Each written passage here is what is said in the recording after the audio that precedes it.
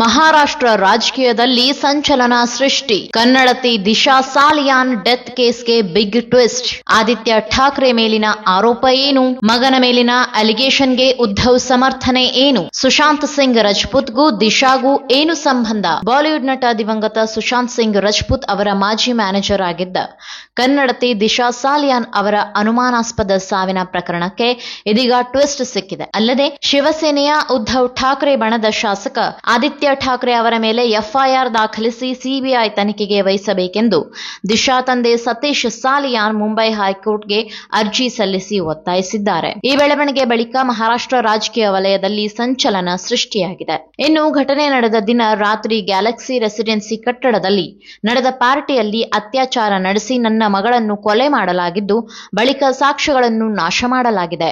ಆ ಪಾರ್ಟಿಯಲ್ಲಿ ಮಾಜಿ ಸಚಿವ ಆದಿತ್ಯ ಠಾಕ್ರೆ, ನಟ ಸೂರಜ್ ಪಾಂಚೋಲಿ, ನಟ ಡಿನೋ ಮಾರಿಯೋ ಹಾಗೂ ಆದಿತ್ಯ ಠಾಕ್ರೆ ಗನ್ ಮ್ಯಾನ್ ಭಾಗಿಯಾಗಿದ್ದರು.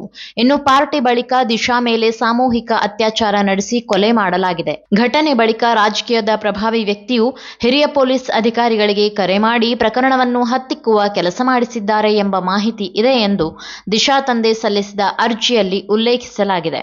ಜೊತೆಗೆ ಆದಿತ್ಯ ಠಾಕ್ರೆ ಮತ್ತು ಇತರರ ವಿರುದ್ಧ ಐಪಿಸಿ ಸೆಕ್ಷನ್ 376ಡಿ, 302, 201, 218, 409, 166, 107, 109, 120ಬಿ ಮತ್ತು 34ರ ಅಡಿಯಲ್ಲಿ ಪ್ರಕರಣ ದಾಖಲಿಸಿ ಈ ಪ್ರಕರಣವನ್ನು ಸಿಬಿಐಗೆ ನೀಡಬೇಕೆಂದು ಸತೀಶ್ ಸಾಲಿಯಾನ್ ನ್ಯಾಯಾಲಯವನ್ನು ಮನವಿ ಮಾಡಿಕೊಂಡಿದ್ದಾರೆ. ಇದರಿಂದ ಇದೀಗ ಆದಿತ್ಯ ಠಾಕ್ರೆಗೆ ಆತಂಕ ಶುರುವಾಗಿದೆ. ಆರೋಪಿಗಳ ವಿರುದ್ಧ ಕ್ರಮಕ್ಕೆ ಮಹಾಯುತಿ ಆಗ್ರಹ. ಇನ್ನು ಈ ವಿಚಾರದ ಚರ್ಚೆಯ ಮೇಲೆ ಮಹಾರಾಷ್ಟ್ರದಲ್ಲಿ ಆಡಳಿತದಲ್ಲಿರುವ ಮಹಾಯುತಿಯ ಹಾಗೂ ವಿಪಕ್ಷಗಳ ಸದಸ್ಯರ ನಡುವೆ ವಿಧಾನಮಂಡಲದ ಉಭಯ ಸದನಗಳಲ್ಲಿ ವಾಗ್ವಾದ ನಡೆದು ಕೋಲಾಹಲ ಸೃಷ್ಟಿಯಾಗಿತ್ತು. ಮಹಾಯುತಿಯಲ್ಲಿರುವ ಬಿಜೆಪಿ, ಶಿವಸೇನೆ ಹಾಗೂ ಎನ್ಸಿಪಿಯ ಶಾಸಕರುಗಳು ಘೋಷಣೆಗಳನ್ನು ಮೊಳಗಿಸುತ್ತಾ ಸದನದ ಬಾವಿಗಿಳಿದು ದಿಶಾ ಸಾವಿನ ಪ್ರಕರಣದ ತನಿಖೆ ನಡೆಸಿ ಇದರಲ್ಲಿ ಭಾಗಿಯಾದವರನ್ನ ಪತ್ತೆ ಹಚ್ಚಿ ಶಿಕ್ಷಿಸಬೇಕು ಎಂದು ಆಗ್ರಹಿಸಿದ್ದಾರೆ. ಅಲ್ಲದೆ ಇದೇ ವಿಚಾರಕ್ಕೆ ಪ್ರತಿಕ್ರಿಯಿಸಿರುವ ಗೃಹ ಖಾತೆ ಸಚಿವ ಯೋಗೇಶ್ ಕದಂ, ದಿಶಾ ಸಾಲಿಯಾನ್ ಸಾವಿನ ಪ್ರಕರಣದ ತನಿಖೆಯನ್ನು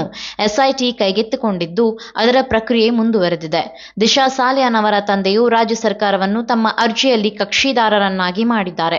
ನಾವು ನ್ಯಾಯಾಲಯದ ಆದೇಶದಂತೆ ಕಾರ್ಯನಿರ್ವಹಿಸುತ್ತೇವೆ.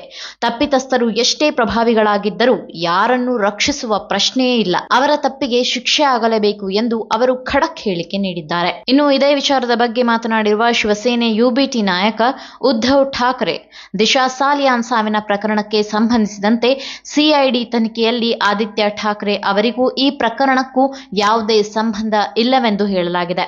ಇಷ್ಟೆಲ್ಲ ಆದರೂ ಬಿಜೆಪಿ ಅವರಿಗೆ ನಮ್ಮ ಕುಟುಂಬದ ಸದಸ್ಯರೇ ಟಾರ್ಗೆಟ್ ಆಗಿದ್ದಾರೆ. ಈ ಮೂಲಕ ಅವರು ನಮ್ಮ ಮಾನಹಾನಿ ಮಾಡುತ್ತಿದ್ದಾರೆ. ಆದಿತ್ಯ ಯಾವುದೇ ತಪ್ಪು ಮಾಡಿಲ್ಲ.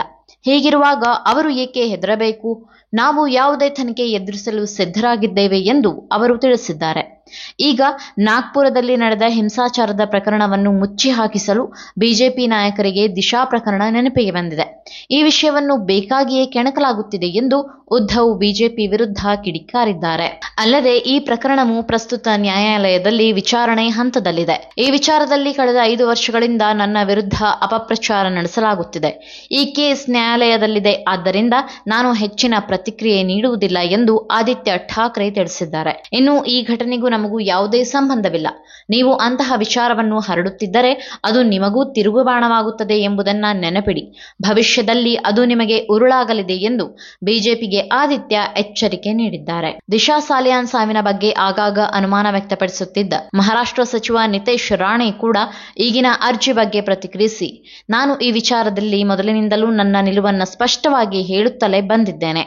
ಅಲ್ಲದೆ ದಿಶಾ ತಂದೆ ಹೇಳಿರುವ ಎಲ್ಲಾ ಹೆಸರುಗಳನ್ನು ನಾನು ಆಗಲೇ ತಿಳಿಸಿದ್ದೆ. ಅಲ್ಲಿನ ಸೆಕ್ಯೂರಿಟಿಗೆ ಏನಾಯಿತು, ಮರಣೋತ್ತರ ಪರೀಕ್ಷಾ ವರದಿ ಏನಾಯಿತು ಎನ್ನುವುದನ್ನು ನಾನು ಬಹಳ ಜನರನ್ನು ಕೇಳಿದ್ದೀನಿ. ಇನ್ನು ದಿಶಾ ತಂದೆ ಸತೀಶ್ ಅವರು ಅರ್ಜಿಯಲ್ಲಿ ಮಾಜಿ ಸಚಿವ ಆದಿತ್ಯ ಠಾಕ್ರೆ ಹೆಸರನ್ನು ಉಲ್ಲೇಖಿಸಿದ್ದು ಈಗ ಸತ್ಯ ಬಹಿರಂಗಗೊಳ್ಳಲಿದೆ. ಅಂದು ಆದಿತ್ಯ ಠಾಕ್ರೆಯನ್ನು ರಕ್ಷಿಸಿದವರು ಈಗ ಏನು ಹೇಳುತ್ತಾರೋ ಗೊತ್ತಿಲ್ಲ. ಈಗ ತನಿಖೆ ಹೇಗಾಗುತ್ತದೆ ಎನ್ನುವುದು ಅವರಿಗೆ ತಿಳಿಯುತ್ತದೆ. ಅಲ್ಲದೆ ಇದೇ ವೇಳೆ ಎನ್ಸಿಬಿ ಅಧಿಕಾರಿ ಸಮೀರ್ ವಾಂಖೇಡೆ ಪ್ರಕರಣದ ತನಿಖೆಯಾಗಬೇಕೆಂದು ರಾಣೆ ಒತ್ತಾಯಿಸಿದ್ದಾರೆ. ದಿಶಾ ಸಾವಿನ ಹಿನ್ನೆಲೆ ಏನು? ದಿವಂಗತ ನಟ ಸುಶಾಂತ್ ಸಿಂಗ್ ರಜಪೂತ್ ಅವರ ಮಾಜಿ ಮ್ಯಾನೇಜರ್ ಆಗಿದ್ದ ದಿಶಾ ಜೂನ್ 8, 2020ರಂದು ಮುಂಬೈ ಉಪನಗರದ ಮಲಾಡ್ನಲ್ಲಿರುವ ಬಿಲ್ಡಿಂಗ್ ಒಂದರ 14ನೇ ಮಹಡಿಯಿಂದ ಬಿದ್ದು ಸಾವನ್ನಪ್ಪಿದರು. ಆದರೆ ಆಗ ಈ ಕೇಸ್ನಲ್ಲಿ ಆದಿತ್ಯ ಠಾಕ್ರೆ ಕೈವಾಡವಿರುವ ಬಗ್ಗೆ ಶಂಕೆ ವ್ಯಕ್ತವಾಗಿತ್ತು. ಅಲ್ಲದೆ ಈ ಹಿಂದೆಯೇ ಈ ಪ್ರಕರಣದ ತನಿಖೆ ನಡೆಸಿದ್ದ ಮುಂಬೈ ಪೊಲೀಸರು ಅಪಾರ್ಟ್ಮೆಂಟ್ನಿಂದ ಆಕಸ್ಮಿಕವಾಗಿ ಬಿದ್ದು ದಿಶಾ ಸಾವನ್ನಪ್ಪಿದ್ದಾರೆ ಎಂದು